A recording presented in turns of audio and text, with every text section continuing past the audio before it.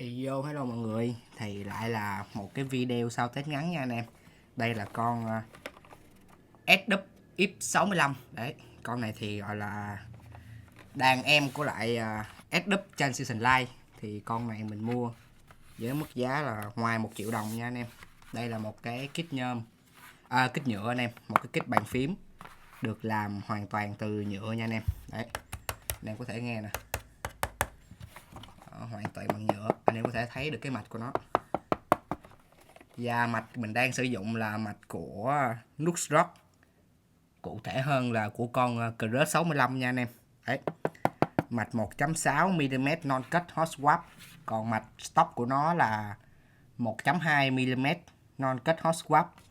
Thì mình thấy cái mạch stock led nó hơi yếu, cho nên là mình gắn một cái mạch của Crush 65 1.6mm hot swap non cut qua thì led nó sáng hơn nha anh em.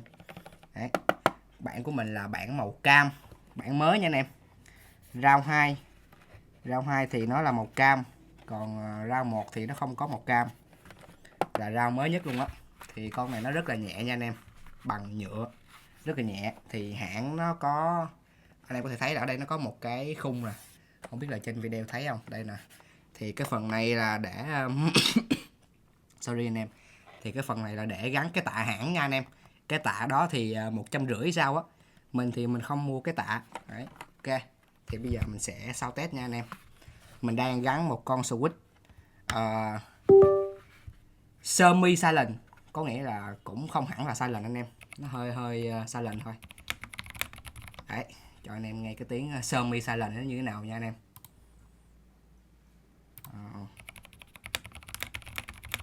Test tốc độ bàn phím đây.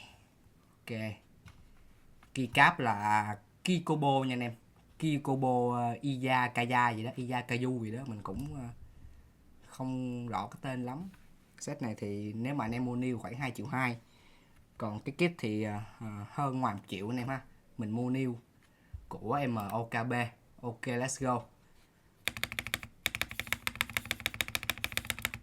Start mod vội cho nên là cũng hơi tích. Đấy, anh em thông cảm.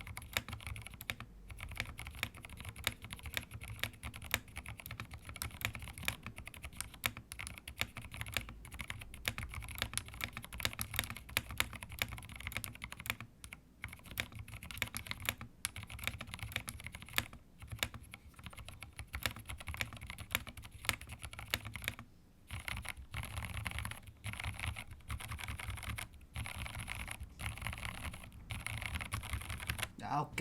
Tại vì cái con này là một con kit màu cam, cho nên là cái màu led của nó lên nó cũng màu cam nha anh em. Đấy, rất là sáng luôn. Lúc vào cho anh em thấy nè. Đó, cái này là đang là 12 giờ trưa nha anh em. 12 giờ trưa mà cắm vô sáng khủng khiếp luôn, anh em thấy không? Đấy, sáng khủng khiếp luôn. Ok, chỉ có như vậy thôi. Bye bye anh em.